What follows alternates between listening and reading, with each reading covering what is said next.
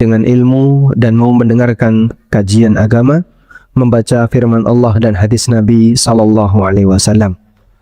Dan inilah solusi yang diberikan oleh Nabi sallallahu alaihi wasallam di saat orang menjumpai ada banyak sekali perselisihan di tengah masyarakat. Kita membaca berita dan nampaknya Indonesia begitu sibuk dengan ketegangan. Antara satu dengan yang lainnya mereka saling tegang, baik pemerintah dengan rakyat atau sesama rakyat atau yang lainnya.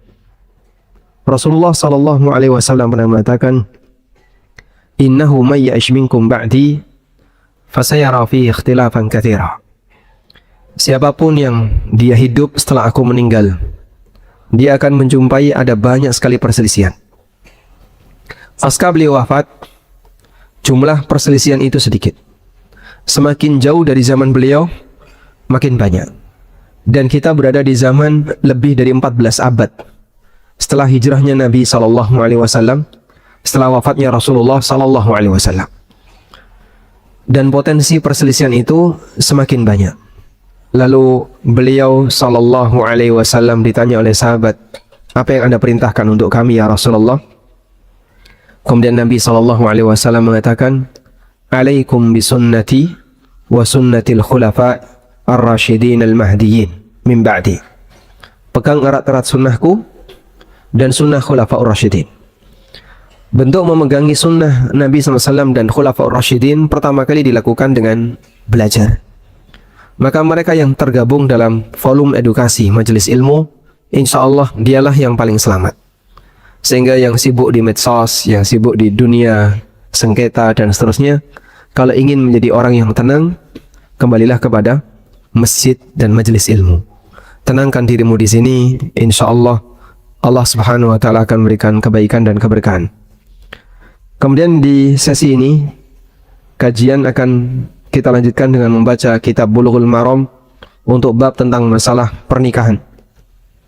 Dan kali ini kita akan membaca hadis dari Ibnu Umar radhiyallahu anhu, hadis nomor 1032. Musannif Al-Hafidh Ibnu Hajar menyebutkan, "Wa 'an Ibni Umar radhiyallahu anhuma anna an-nabiy sallallahu alaihi wasallam la'ana al-wasilah wal mustawsilah wal washimah wal mustawshimah." Muttafaqun alaih, hadis riwayat Bukhari Muslim. Nabi sallallahu alaihi wasallam melaknat al-wasilah, orang yang menyambung rambut, wal mustawsilah, orang yang disambungkan rambutnya, berarti dia jadi konsumen. Wal washimah, orang yang pakai tato, orang yang mentato. Wal mustawshimah, dan wanita yang ditato. Muttafaqun alaih, hadis riwayat Bukhari Muslim. Baik, tentang ini beliau menyebutkan cuma satu hadis, walaupun riwayat yang menjelaskan tentang larangan tato, nyambung rambut ini cukup banyak. Tapi di sini di Bulughul Maram untuk bab ini penulis hanya menyebutkan satu hadis. Pertama, kita melihat tentang makna laknat. Laknat artinya at-tardu. Al-la'nu atau laknat maknanya adalah at-tardu, yang artinya mengusir. Berarti manusia yang dilaknat oleh Allah Ta'ala, berarti dia diusir oleh Allah dari rahmatnya. Maka dilaknat Allah sama dengan apa? Diusir oleh Allah dari kasih sayangnya, dari rahmatnya. Rahmat Allah yang tertinggi adalah surga. Sehingga ketika ada seseorang yang dilaknat oleh Allah, berarti dia diusir oleh Allah Subhanahu wa Ta'ala dari kasih sayangnya. Selanjutnya, laknat dari makhluk.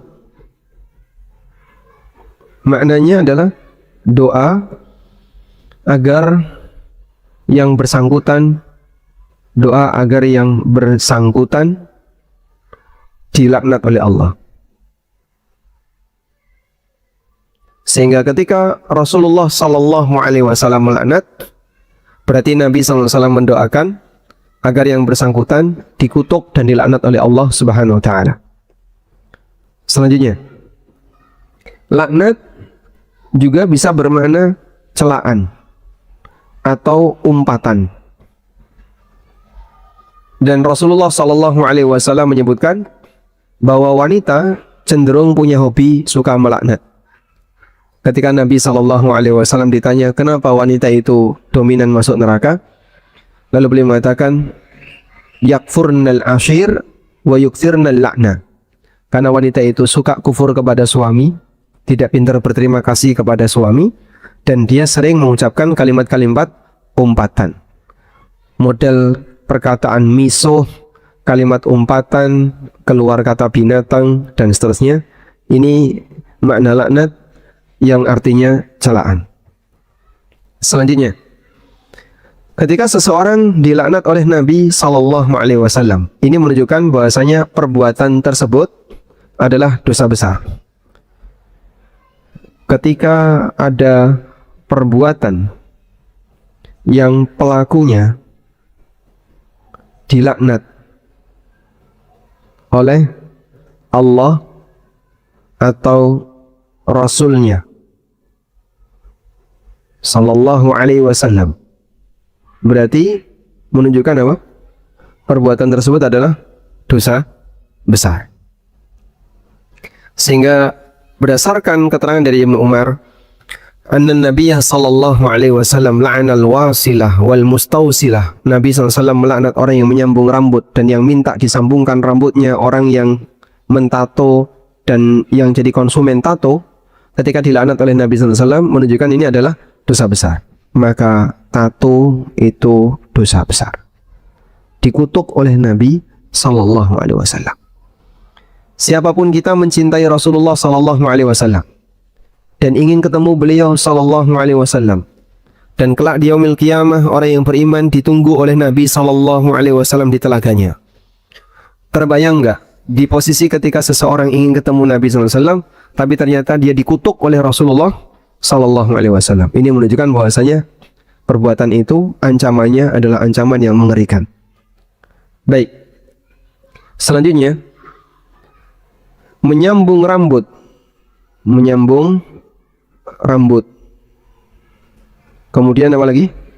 Tato. Ini disebut sebagai atau mendapatkan ancaman laknat yang artinya dosa besar. Kenapa kok ini masuk kategori dosa besar? Karena dia mengubah ciptaan Allah. Karena dia mengubah ciptaan Allah. Dan semua tindakan mengubah ciptaan Allah hukumnya dosa besar.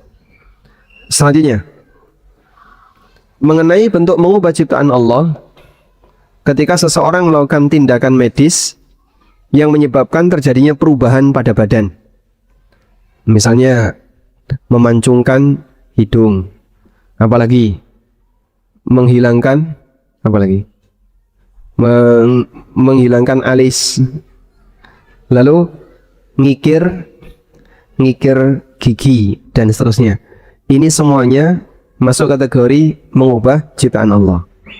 Nabi Sallallahu Alaihi Wasallam pernah menyebutkan lebih banyak lagi. Al-mutaghayyirat il-husmi. Ya.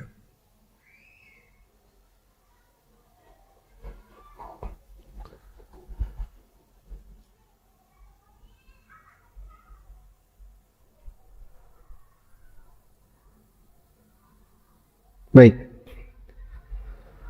Ini ada yang lebih lengkap ya. Hadisnya riwayat Bukhari Muslim. Dari Abdullah bin Mas'ud radhiyallahu anhu. Beliau mengatakan, "Sami'tu Rasulullah sallallahu alaihi wasallam yal'anul mutanammisat wal mutafallijat wal mustawshimat allati yughayyirna khalqallah." Rasulullah sallallahu alaihi wasallam melaknat al-mutanammisat, orang yang mencabut bulu di wajah, wal mutafallijat, orang yang ngerik giginya, wal mutashimat, dan orang yang mentato, allati yughayyirna khalqallah azza wa jalla, yang mereka mengubah ciptaan Allah Subhanahu wa taala.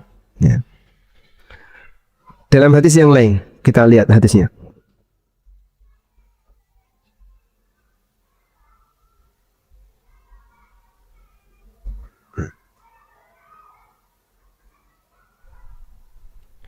Kita baca yang lebih lengkap.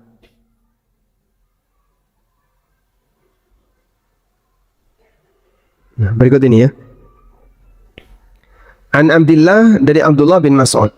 Qala, beliau mengatakan, la'anallahu al-washimat wal mutashimat wal mutanammisat wal mutafallijat lil husni. Rasulullah sallallahu alaihi atau Allah Subhanahu wa taala melaknat wanita yang mentato dan yang ditato, wanita yang mencabut bulu, wanita yang mengerik giginya, lil husni, untuk kecantikan, al mughayyirat khalqallah, yang mengubah ciptaan Allah. Fabalagha dzalika imra'atan min Bani Asad. Apa yang disampaikan oleh Ibnu Mas'ud ini pun sampai kepada seorang wanita dari Bani Asad. Yuqalu laha Ummu Ya'qub. Namanya Ummu Ya'qub. Faja'at, lalu Ummu Ya'qub datang menemui Ibnu Mas'ud.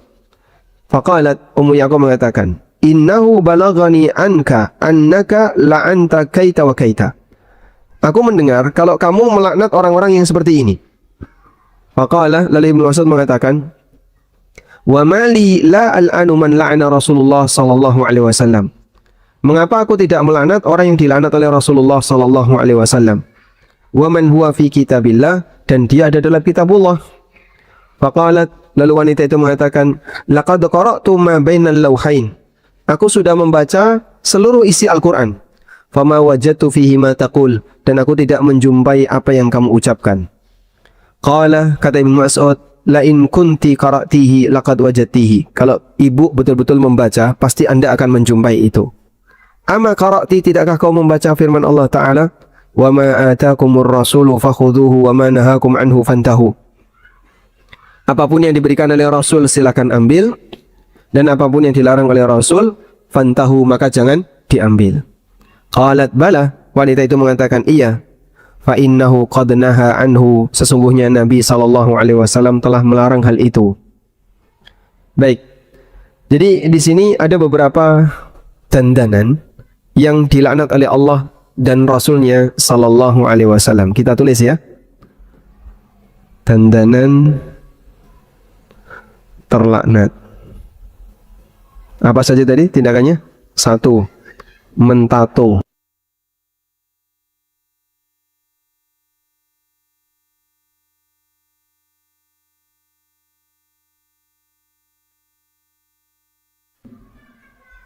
Apa lagi? Tadi Nabi SAW menyebutkan al-washimat wal mutashimat al mutanafmisat. Berarti ada 3 ini ya. Tato, kemudian nyabut bulu, dan ngikir gigi. Kemudian dalam hadis yang disebutkan oleh Al-Hafidz Ibnu Hajar, itu nyambung rambut dan tato. Kita tambahkan di sini. Yang keempat adalah nyambung rambut. Dah? Semua tindakan ini masuk pada kategori tindakan medis yang mengubah fisik untuk tujuan kecantikan. Praktek seperti ini masuk pada perbuatan mengubah ciptaan Allah. Sehingga Nabi SAW mengatakan dalam hadis tadi, al-mutafallijat lil husni al-mughayyirat khalqallah. Mereka mengerik giginya untuk kecantikan, al-mughayyirat khalqallah, yang mengubah ciptaan Allah. Baik. Selanjutnya, kapan sebuah tindakan dandanan ini masuk kategori mengubah ciptaan Allah? Mengubah ciptaan Allah, mengubah ciptaan Allah terjadi dengan 2 syarat. Yang pertama, perubahan itu bersifat permanen atau lama, sangat lama. Ini mungkin bisa sampai 5 tahun, sampai 7 tahun, sampai sekian puluh tahun. Berarti perubahan itu sifatnya apa? Sangat lama. Yang kedua, untuk tujuan kecantikan. Untuk tujuan kecantikan. Untuk tujuan kecantikan itu berarti tujuannya adalah nambah grade. Biar grade-nya naik. Sehingga misalnya kawan bayinya grade-nya 7, dia naikkan jadi 17. Paling atas kan 100 ya. Dia di grade 7. Ketika tujuannya untuk nambah grade, maka yang seperti ini berarti ada keinginan untuk perubahan demi apa? Kecantikan. Baik. Bedakan dengan hal berikut ini. Mengubah untuk tujuan pengobatan. Mengubah untuk tujuan pengobatan. Ini hukumnya boleh. Walaupun harus mengubah badan dan walaupun sifatnya permanen. Karena yang untuk tujuan pengobatan berarti dia sifatnya menormalkan. Kapan untuk tujuan pengobatan itu berlaku? Ini berlaku jika untuk membuat jadi normal. Membuat jadi normal itu berarti awalnya tidak normal. Awalnya gimana? Tidak normal. Lalu dinormalkan. Baik. Saya mau tanya. Mohon maaf ya. Kalau orang jelek itu normal atau tidak? Normal. Gak, bayi ini saya ngono kan? Dia normal. Cuman secara muka mungkin di bawah pasaran ya. Di bawah rata-rata maksud saya. Tapi normal ya. Baik. Sehingga masuk kategori kecantikan ketika normal tapi nambah grade. Itu kecantikan. Namun kalau yang terjadi adalah tidak normal lalu dinormalkan, ini boleh. Berarti awalnya cacat, tidak normal di sini, berarti adalah cacat. Lalu setelah itu diobati. Nah, pengobatannya sampai pada tingkatan mengubah fisik. Baik. Kita lihat hadis berikut ini. Ada seorang sahabat namanya Arfajah bin As'ad. Arfajah atau Urfujah bin As'ad ini quti'a anfuhu yaumal kilab. Hidungnya kepapras pedang ketika peristiwa perang Al-Kilab. Karena ini hidung orang Arab ya, yang mancungnya ke depan. Maka orang Indonesia kalau perang hidungnya aman. Ini karena orang Arab ketika perang hidungnya kepapras pedang. Fattakhadha anfan min warik. Lalu beliau mengambil atau menyambung hidungnya dengan perak. Hidung yang kepapras tadi ditambal pakai perak. Fa'antana alaihi, ternyata malah membusuk. Sehingga bernanah malah jadi borok. Fa'amarahun nabiyyu sallallahu alaihi wasallam. Fattakhadha anfan min dahab. Lalu Nabi sallallahu alaihi wasallam perintahkan beliau untuk menyambung hidungnya dengan emas, dan jadilah hidung emas.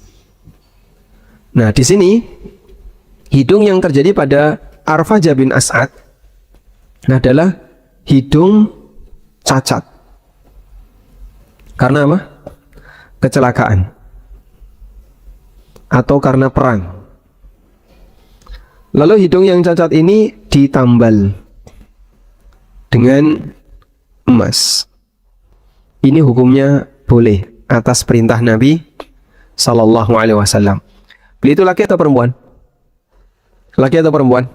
Laki. Loh, kok laki-laki pakai emas, Pak? Pakai emas bukan untuk perhiasan, tapi untuk tambal hidung yang cacat. Hukumnya boleh. Sehingga lelaki menggunakan emas, itu ada dua. Untuk perhiasan Ini hukumnya haram. Yang kedua, untuk pengobatan. Ini hukumnya boleh. Sebagai contoh ya, ring jantung itu bahannya apa? Emas. Kenapa kok emas, Pak?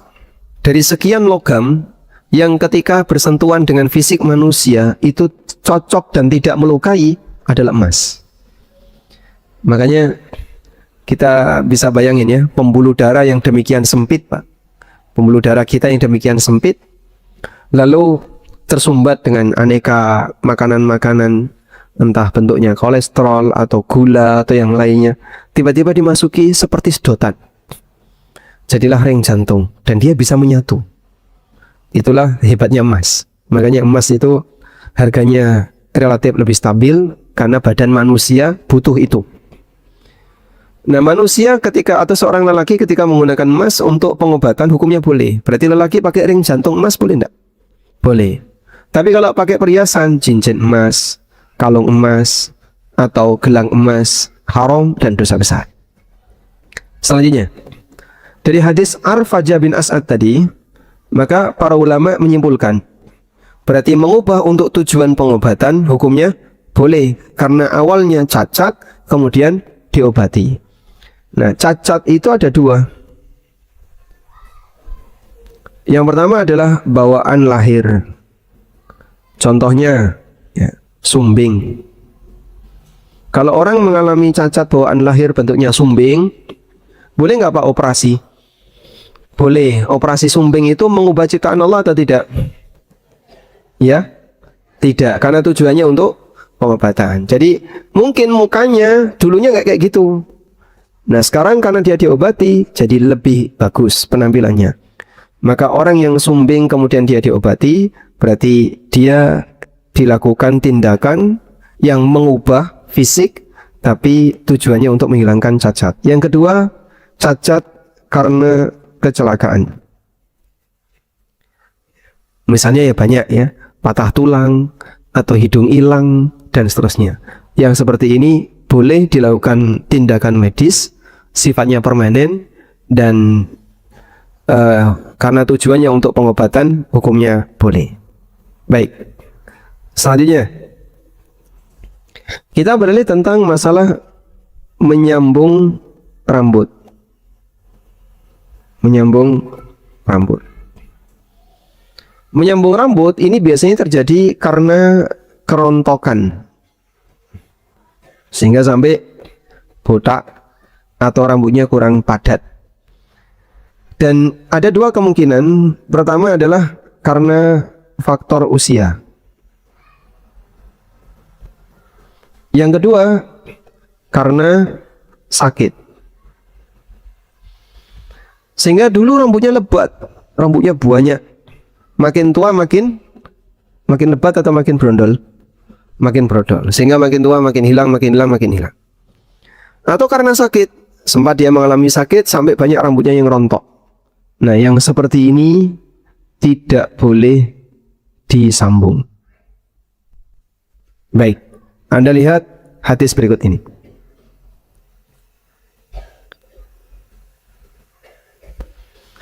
Dari Asma bintu Abi Bakar. Hadisnya riwayat Bukhari dan Muslim. Dari Asma bintu Abi Bakar, beliau bercerita, Ja'at imra'atun ilan Nabi sallallahu alaihi wasallam. Datanglah seorang wanita menemui Nabi sallallahu alaihi wasallam. Faqalat, lalu wanita itu mengatakan, Ya Rasulullah, inna li ibnatan uraisiyah. Ya Rasulullah, inna li ibnatan uraisan. Aku punya putri pengantin baru saja menikah. Asabatha hasbah. Dia mengalami sakit hasbah. Fatamarraqa sya'ruha, sampai rambutnya rontok. Afa asilu, boleh nggak saya sambung dengan rambut yang lain, sehingga biar nggak kelihatan rambutnya sudah botak, sementara dia baru saja nikah, masih muda, nanti suaminya jadi nggak senang sama dia. Faqala, kemudian Nabi SAW mengatakan, La'anallahu al-wasilata wal mustawsilah. Rasulullah SAW melaknat orang yang nyambung rambut dan yang disambung rambutnya. Kalau sampai kau melakukan itu, kau sebagai ibunya dilaknat, dan putrimu sebagai yang disambung rambutnya juga dilaknat. Wa fi riwayatin, dalam riwayat yang lain, fatamarrata sya'ruha, rambutnya berguguran. Lalu minta izin kepada Nabi SAW untuk disambungkan rambutnya. Nah, bentuk menyambut rambut dulu sudah ada teknologi itu. Bentuknya gimana, Pak? Rambut asli yang nempel di kulit, yang nempel di kepala, disambung dengan rambut orang lain, lalu dicatok. Ya. Gimana caranya? Seperti menyatu, sehingga rambutnya kelihatan banyak, padahal aslinya itu rambut palsu. Pertanyaannya, sekarang kan metodenya baru. Nyambung rambut itu bentuknya adalah dengan ditanam di rambut. Jadi saya pernah lihat di bandara ya, ada beberapa orang yang botak bagian belakang. Bagian belakang itu dibodaki, terus merah-merah begitu. Kemudian bagian depannya juga merah-merah. Saya tanya, ini kostum apa? Ini ada apa?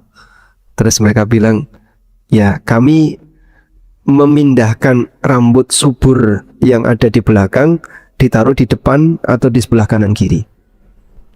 Dan ternyata mereka baru saja pulang dari Turki. Ya mungkin ma'ruf ya. Sekarang katanya sudah ada di beberapa kota di Indonesia. Boleh nggak Pak kayak gitu Pak? Jadi akar rambut yang sehat dipindah ke bagian yang tidak punya akar rambut, agar nanti dia bisa tumbuh dan melebatkan bagian yang botak. Kalau kita melihat hadis ini, di mana ada seorang wanita yang pengantin baru, rambutnya rontok karena kena penyakit, kemudian mau disambung rambutnya oleh ibunya dan dilarang oleh Nabi SAW, berarti kasus yang tadi kita ceritakan ya kurang lebih sama. Dan yang disambungkan itu juga rambut. Terus boleh nggak atau tidak Pak? Ya jawabannya tidak boleh. Berarti kalau botak ya dihalangi mengalami botak makin parah. Tapi kalau sampai ditanam rambut seperti itu, hukumnya dilarang. Wallahu a'lam. Selanjutnya, nyambung rambut. Nyambung rambut ada dua. Yang pertama adalah dengan rambut palsu atau dengan rambut asli milik orang lain. Sampai zaman dulu ada orang yang membeli rambut ya. Ada sebagian ibu-ibu ketika nyisir rambut, terus rambutnya dikumpulin, nanti kalau ada tukang rosok, ada yang beli rambut. Masih ingat ya, tahun berapa itu? Mungkin tahun 90-an, ada kayak gitu ya. Zaman saya kecil, ada orang yang beli rambut. Dipakai apa rambut yang dibeli ini? Ternyata digunakan untuk rambut palsu. Sehingga rambut-rambut wanita yang panjang-panjang itu, yang rontok ketika disisir, nanti dipakai sebagai rambut palsu. Sehingga dia rambut asli milik orang lain disambung dengan rambutnya sendiri. Disambung dengan rambut sendiri. Nah, ini yang pertama. Dan praktek seperti ini hukumnya dilarang. Yang kedua, dengan jadi contohnya adalah konde. Nih, gelungan gede. Biasanya sinden nih kita. Nah, yang ditaruh di belakang. Itu kan bukan rambut dia ya. Itu rambut siapa? Rambut nenek. Nah, praktek seperti ini tidak boleh. Yang kedua, dengan rambut imitasi. Contohnya wig. Nah, wig itu boleh atau tidak Pak? Karena dia rambut imitasi. Ada orang botak dikasih wig sehingga kelihatan tidak botak. Apakah ini boleh? Wallahu alam. Sebagian ulama membolehkan wig karena orang bisa membedain itu rambut palsu. Dia sifatnya imitasi, hukumnya boleh. Dan ada yang mengatakan untuk kehati-hatian sebaiknya tidak dilakukan. Sekarang coba kita lihat ya beberapa fatwa tentang wig.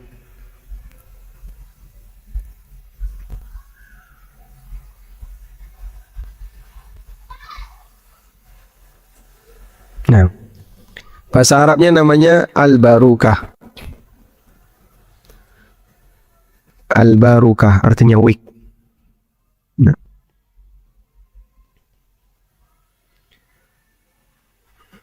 Mengenai hukum al-barukah atau wig, di sini disebutkan tentang penjelasan dalil ya, yang tadi kita sebutkan bahwa Rasulullah Sallallahu Alaihi Wasallam melarang menyambung rambut. Kita baca di sini. Wa dhahabal Hanafiyah wa huwal manqul an Abi Yusuf ila annahu yurakhasu lil mar'ah fi ghairi sya'rin adami. Menurut Hanafiyah dan pendapat yang dinukil oleh dari Abu Yusuf, bahwa wanita diperbolehkan menggunakan rambut yang bukan rambut manusia. Contohnya rambut imitasi. Wig itu kan imitasi ya, plastik ya. Baik. Tattakhiduhu litazyini quruniha, untuk menghiasi kepalanya. Wastadallu biha bima ruya an Aisyah. Mereka berdalil dengan hadis yang diriwayatkan dari Aisyah radhiyallahu anha. Beliau pernah mengatakan, "Laisatil wasilatu billati ta'nun, wala ba'sa an ta'ral mar'atu 'anis sya'ri." Wasilah itu, nyambung rambut itu bukanlah seperti yang kalian maksudkan. Tidak masalah seorang wanita menyewa rambut atau meminjam rambut. Fatasilu qarnan min quruniha bisufin aswad, maka bisa nyambung dengan rambutnya menggunakan kain wol berwarna hitam. Wa innamal wasila allati takunu baghyan fi syabibatiha fa idza asannat wasalataha bil qiyada. Namun wasilah yang dilaknat di sini adalah ada seorang wanita yang sudah merasa tua ya, kemudian dia sambung rambutnya dengan rambut manusia yang lain. Baik. Jadi tentang masalah wig tadi gimana? Ulama beda pendapat. Ulama beda pendapat. Yang ketiga, nyambung rambut selain dua di atas. Selain dua di atas. Selain dua di atas itu contohnya apa? Contohnya misal cepet. Terus apa lagi? Apa lagi? Hah? Kalau yang dipakai untuk ngucir itu namanya apa? Ikat rambut. Ikat rambut. Apa lagi? Dan seterusnya. Yang kadang ikat itu ada bunga-bunganya, ada kain-kainnya. Boleh nggak Pak seperti itu Pak? Boleh, karena semua orang tahu itu bukan rambut. Ya, sehingga seperti bandu. Nah, seperti bandu. Lalu bandonya ada bunga-bunga, tidak masalah. Karena seperti itu bukan termasuk rambut. Wallahu alam. Baik, selanjutnya. Tadi yang dilarang oleh Nabi Shallallahu Alaihi Wasallam adalah untuk tujuan kecantikan. Di antaranya ngikir gigi. Nah, pertanyaannya, kalau behel itu boleh enggak? Ngikir gigi. Dulu orang itu giginya di sela-sela gigi dikerik, sehingga giginya renggang. Menurut para wanita jahiliyah di masa silam, gigi renggang itu cantik. Ini menurut wanita jahiliyah ya. Kata wanita jahiliyah dulu, gigi renggang itu tanda apa? Cantik.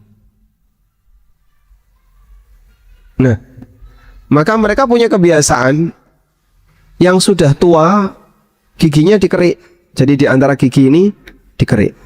Akhirnya jadi seperti renggang-renggang. Nah, ketika giginya masih kelihatan renggang, oh berarti masih muda. Padahal wis tua. Ya. Tapi kelihatan giginya renggang-renggang. Dan ini dikutuk oleh Nabi Sallallahu Alaihi Wasallam. Baik, sekarang behel gigi boleh atau tidak? Boleh atau tidak? Baik, kalau tujuan untuk pengobatan, tujuannya untuk pengobatan, hukumnya boleh. Misalnya, kalau tidak dikasih rantai Pak, dicuri orang. Kalau giginya nggak dikasih behel, mohon maaf Pak, merongos. Misalnya ya, tahu merongos? Jadi giginya maju. Maka dikasihlah behel biar giginya bisa ke belakang. Insya Allah tidak masalah. Karena yang seperti ini tujuannya adalah untuk pengobatan. Wallahu a'lam. Baik, walhamdulillahirabbil alamin.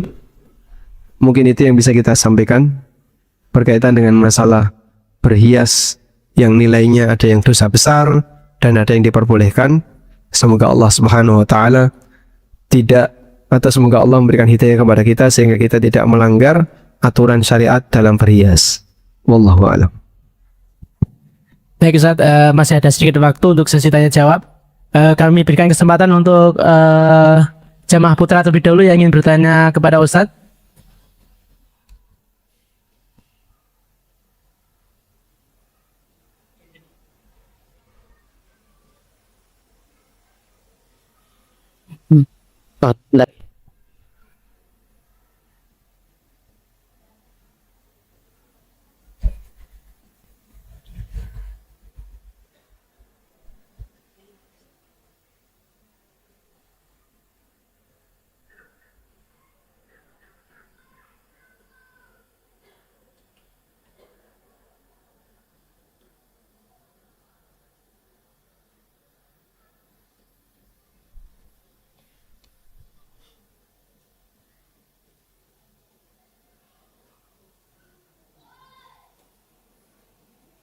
Baik Ustadz, pertanyaan dari Umahat mohon izin kami bacakan.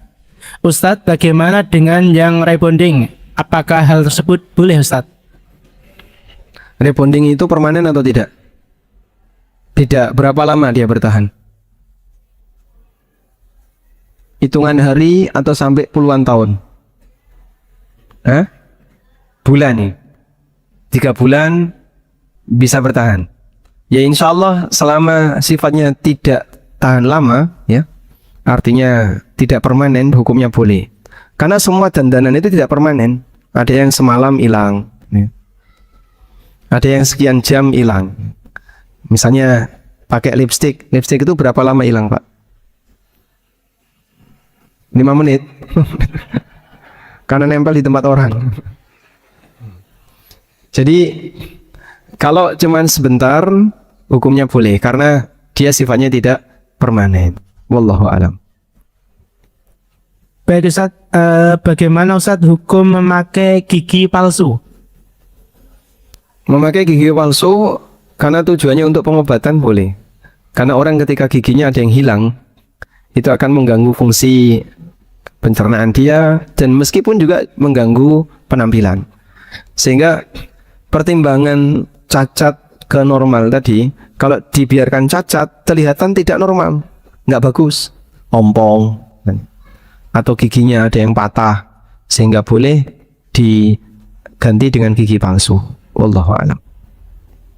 Baik Ustaz, pertanyaan berikutnya, Ustaz, bagaimana hukum memakai bulu mata dan menyemir rambut yang sudah beruban? Memakai bulu mata yang ditanam, ya. Jadi misalnya itep ini ditambahi dengan bulu mata palsu, dan itu kan bertahan dalam waktu yang lama, maka berarti kategorinya apa? Mengubah ciptaan Allah yang sifatnya permanen. Tapi kalau yang tempelan, ditempel, bulu mata palsu kan ditempel ya, ditempel atau ditanam? Ditempel. Kalau yang ditempel, insya Allah tidak masalah, karena dia seperti wig tadi. Dan ini kan bahannya plastik. Bahannya apa itu? Bulu mata palsu itu bahannya apa? Plastik. Kalau dia bahannya plastik lalu ditempel sehingga kelihatan ngelengkung dan nanti bisa dilepas, yang seperti ini insya Allah tidak masalah karena dia tidak permanen dan itu bahannya bukan asli, bukan rambut manusia. Cuman kembali kepada pertimbangan. Ini berfungsi untuk menghias diri. Maka yang jadi pertanyaan adalah, untuk siapa dia tampil seperti itu? Kalau tujuannya untuk selain suami, apalagi untuk lelaki umum, maka masuk kategori tabarruj. Dan tabarruj cara gaya jahiliyah adalah dia berdandan untuk nyari perhatian orang lain.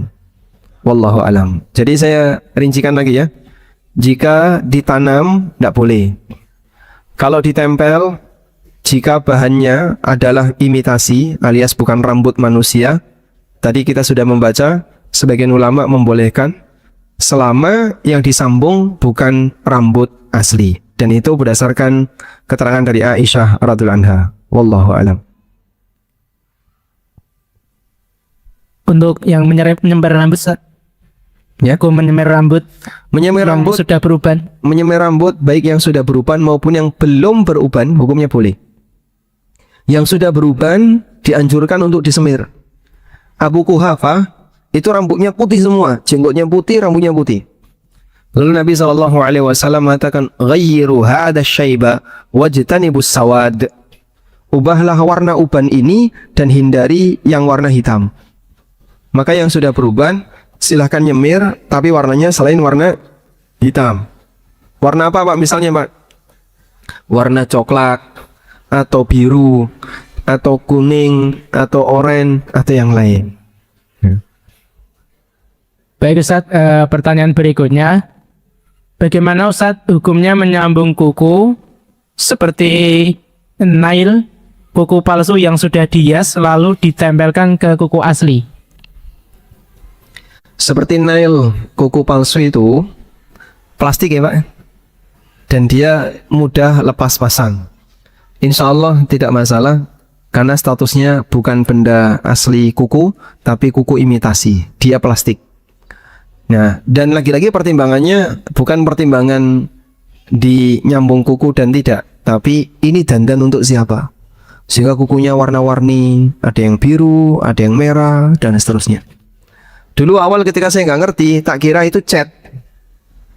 Sempat ada kasir di swalayan pakai kuku kayak gitu. Terus saya tanya, ini kalau wudhu gimana? Ternyata bisa didedel. Kalau wudhu dilepas gini Pak, doh.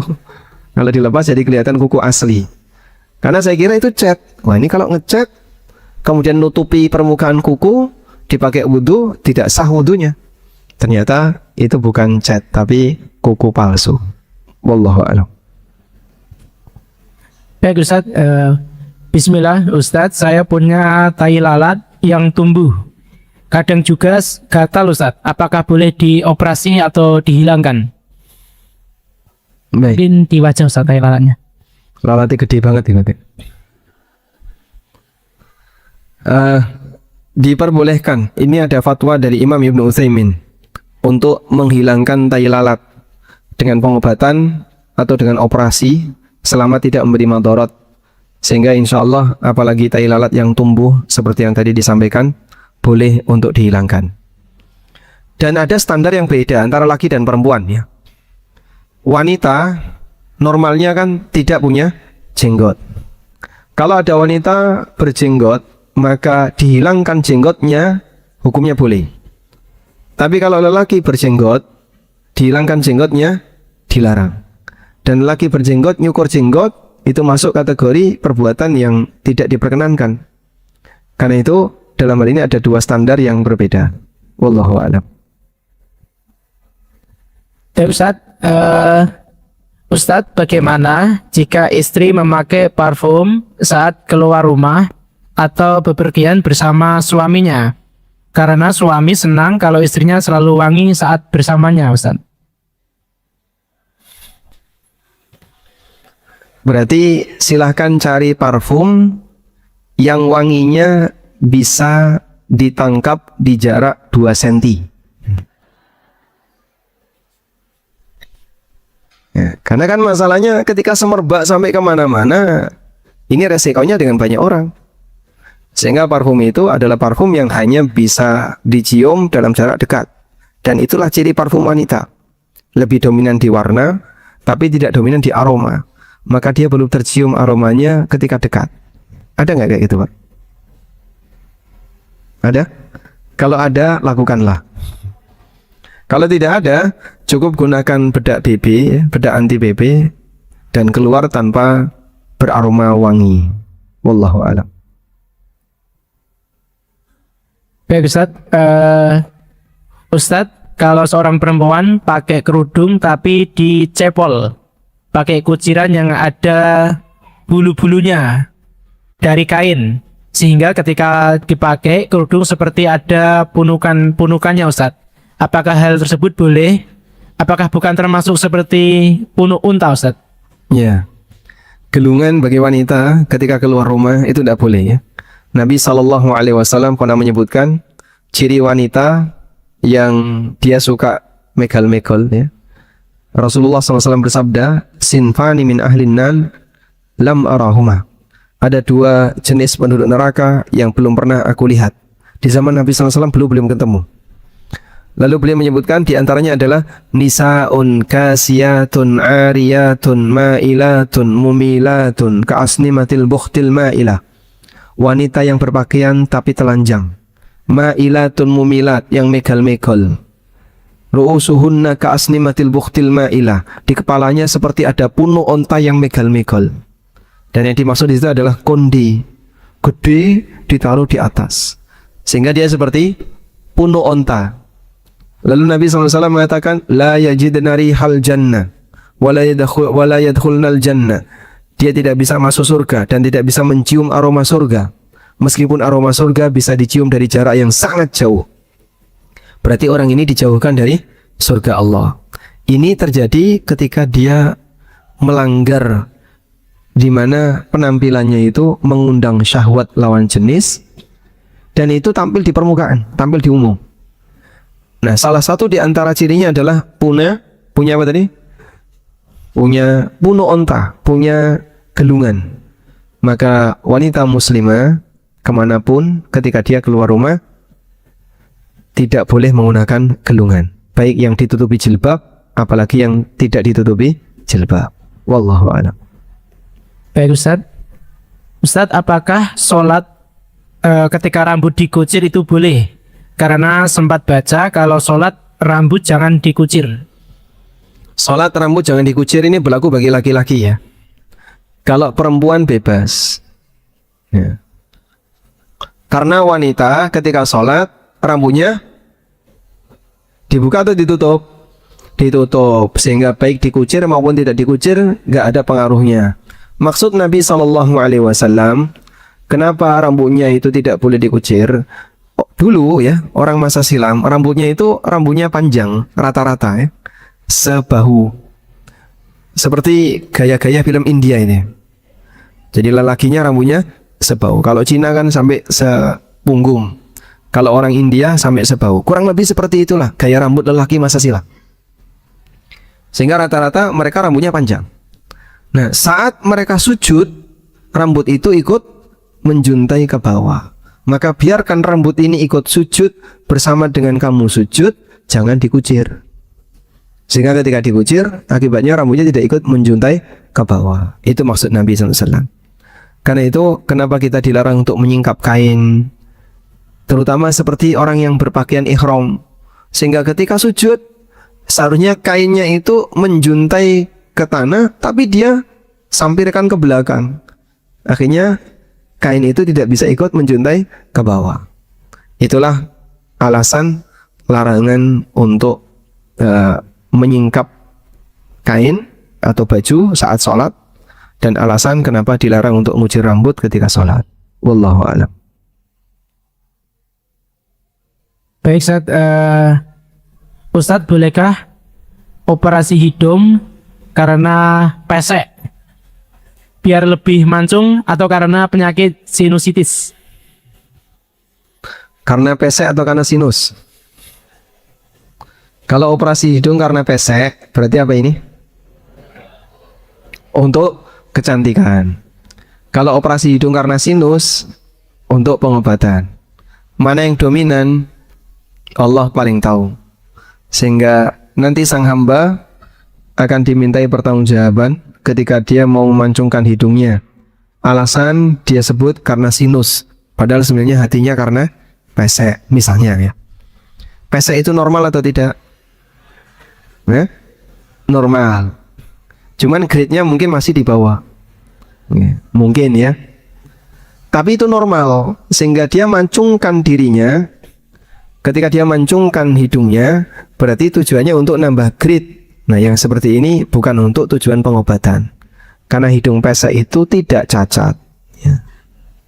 Oke. Baik, bismillah Ustadz, izin bertanya. Kami memiliki usaha yang menjual kosmetik dan produk perawatan kulit. Apakah kami ikut berdosa apabila kosmetik yang kami jual digunakan oleh pembeli untuk berhias kepada selain suaminya? Apakah berdosa menjual semir rambut berwarna hitam, Ustaz? Menyemir rambut berwarna hitam hukumnya dilarang. Dan ada sebagian hadis yang memberikan larangan keras. Karena termasuk di antara ciri orang yang jauh dari pemahaman syariat. Karena itu, untuk semir rambut, jangan gunakan warna hitam. Dan jangan menjual semir warna hitam. Yang kedua, kalau kita jualan kosmetik, pengguna kosmetik itu tidak bisa dikontrol. Mungkin untuk dandan di dalam rumah dan mungkin juga untuk dandan di luar rumah. Terus gimana Pak kalau seperti itu kondisinya? Jika seperti itu kondisinya, wallahu ta'ala alam, ketika Anda berjualan di orang yang mayoritas muslimah yang baik, maka hukum asalnya mubah. Kalaupun ada 1-2 pelanggaran, itu urusan pribadi. Tapi kalau kita jual di tempat yang umumnya mayoritasnya orang bermasalah, maka bisa jadi pendapatannya ikut bermasalah. Wallahu a'lam. Ustadz, izin bertanya, hukum dalam Islam merias wajah saat jadi pengantin. Biasanya ditambah lukisan atau coret-coret di kening. Kemudian, hukum dalam Islam mendirikan tenda perkawinan di tengah jalan umum karena bisa membuat pengguna jalan jadi repot, Ustadz. Coret-coret di kening itu satu. Alis. Dipaes. Tapi itu bisa hapus. Kalau bisa dihapus berarti bukan tato. Kalau yang tato itu nggak bisa hapus. Cuman begini ya, dipaes biasanya kan dipaes seperti rambut ya, ke depan gitu. Itu bukan? Itu boleh atau tidak? Karena dipaesnya seperti rambut. Jadi digambari di batuk seperti hitam-hitam, seolah-olah rambutnya sampai depan. Wallahu alam, karena ini bukan nyambung rambut, maka tidak masuk pada kategori larangan menyambung rambut. Cuman dipaes kayak gini kembali kepada masalah dia dipaes untuk siapa. Yo nanti untuk semua tamu undangan Pak, laki perempuan ikut nonton dan melihat. Terus salaman dengan pengantin yang pengantin waktu itu ada di singgasana. Nah yang kayak gini ya berarti dia tabarruj, sufur, pamernya kecantikan di hadapan lelaki yang bukan mahram. Wallahu alam. Satu lagi tadi Pak. Mendirikan tenda di pinggir jalan. Tergantung dari urf yang berlaku di masyarakat. Kalau urfnya di masyarakat seperti itu tidak dipermasalahkan, dan rata-rata kan di kampung ya saling paham, sehingga ini didirikan tenda, nanti tetangga yang lain juga akan memperlakukan yang sama, karena masyarakat kampung sudah saling memahami seperti ini boleh. Secara urf ketika itu diperbolehkan, berarti kan kesepakatan masyarakat ini boleh. Ada kaidah yang mengatakan al-ma'rufu urfan kal masyruti syarton. Apa yang menjadi urf berarti sama seperti yang disepakati. Karena itu selama secara urf boleh, tidak masalah. Tapi kalau secara urf masyarakat, dari kesepakatan masyarakat tidak boleh. Kayak orang Jakarta ya. Orang Jakarta kalau mengadakan hajatan ya harus hotel atau gedung. Tidak boleh di depan rumah, kemudian nutup jalan atau masang tenda setengah jalan. Dan itu jadi budaya mereka. Maka kalau nikahan ya harus sewa gedung misalnya, atau sewa hotel. Nah seperti ini kembali kepada urf yang berlaku. Wallahu a'lam. Baik Ustaz, tersisa pertanyaan di luar tema. Masih ada waktu Ustaz? Mungkin satu ini. Nih. Ustadz izin bertanya, namun tidak sesuai tema. Saya pernah membaca jika musibah dan anugerah itu datangnya secara bersamaan, asalkan tidak mengeluh. Jika mengeluh, maka malaikat tidak jadi membawakan anugerah tersebut. Apakah hal tersebut benar, Ustadz? Jika iya, apakah anugerah yang sudah terlewat tersebut bisa kembali lagi? Di balik musibah ada anugerah bagi muslim. Apa itu? Hilangnya dosa, jadi kafarah kesalahan, dan bertambahnya pahala. Maka saat Anda mengalami sesuatu yang tidak disukai karena sakit, atau hilang sebagian harta, atau hilang sebagian anggota keluarga, atau musibah apapun yang lainnya, kemudian berusaha untuk sabar, apakah dia dapat pahala? Dapat. Bahkan dia dapat kafarah. Sampai Nabi SAW mengatakan, musibah sekecil apapun bagi mereka yang sabar jadi kafarah. Ma yusibul muslima min nasabin wala wasabin wala hammin wala ghammin wala hazanin hatta syaukata yushakuha. Apabila seorang muslim dia mengalami ghammin, hammin, nasabin, wasabin, sakit, capek, bingung, stres, sedih, sampai duri yang nancap di tangan, duri yang nancap di badan, semua itu jadi kafarah. Allah ngasih motivasi kepada para sahabat, in takunu ta'lamuna fa innahu ya'lamuna kama ta'lamun wa tarjuna minallahi ma la yarjun. Kalau kalian merasa sakit, sejatinya orang kafir juga sakit, tapi ada satu harapan yang beda. Wa tarjuna minallahi ma la yarjun. Kalian punya harapan di sisi Allah yang mereka tidak memilikinya. Sehingga harapan di sisi Allah yang orang lain tidak memilikinya, inilah kelebihan bagi seorang muslim. Maka di balik musibah, sejatinya menyimpan anugerah bagi hamba yang beriman, terutama bagi mereka yang bisa sabar. Wallahu a'lam. Demikian yang bisa kita bahas. Semoga apa yang kita sampaikan ini bermanfaat. Wassallallahu ala nabiyyina Muhammadin wa ala alihi wa sahbihi wasallam. Ya, jazakumullah khairan.